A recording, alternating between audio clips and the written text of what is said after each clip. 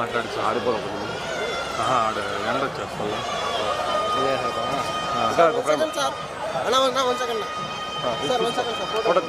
తీసుకుంటా రాదు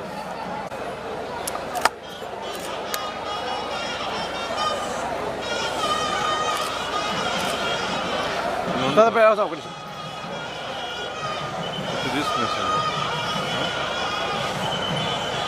తీసుకునేస్తాం బట్ వచ్చేది సార్ వచ్చేది నడుచుకుంటూ వచ్చేది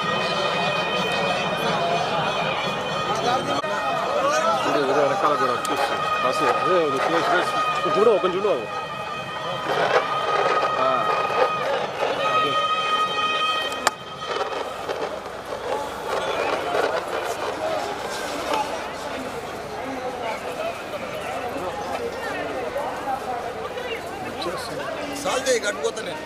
ఓకే సార్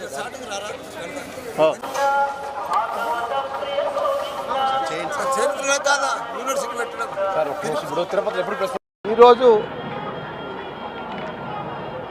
నా జీవితం ధన్యమైంది.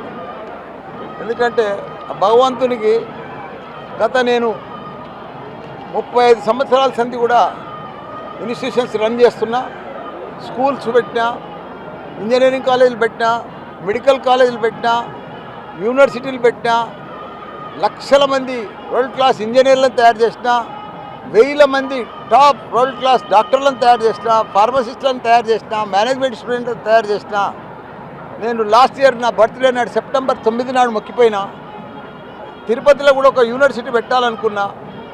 ఈరోజు భగవంతుడు నా బర్త్డే నాడే నాకు బర్త్డే కానుక మాదిరిగా ఆ భగవంతుడు వెంకటేశ్వర స్వామి నేను కిందికి పోగానే మంచి ల్యాండు బిల్డింగ్లతో సహా పాత శ్రీ కాలేజీ నాకు ఇప్పించేసిన భగవంతుడు.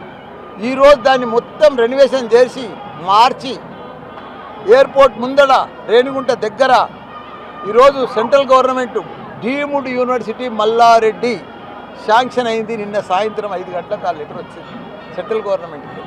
అందుకే ఆ దేవుని దగ్గర పెట్టిన ఆ లెటర్ పర్మిషన్ వచ్చిన లెటర్ యూనివర్సిటీ. అందుకే నేను ఫస్ట్ టైం ఒక తెలంగాణ బిడ్డ ఒక ఆంధ్రలో తిరుపతి దేవస్థానం దగ్గర నాకు యూనివర్సిటీ పెట్టడం ఒక గర్వకారణం.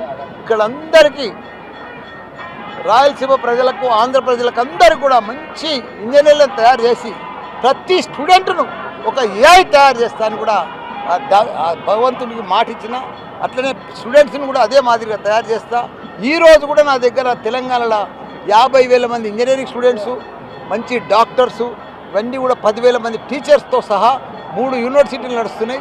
భగవంతుడు నాకు మీద దయ ఉంచి నా కోరిక ఇచ్చేసి నాకు మంచి యూనివర్సిటీ ఇచ్చినందుకు ఆ దైవానికి దండం పెట్టుకుందామని వచ్చింది.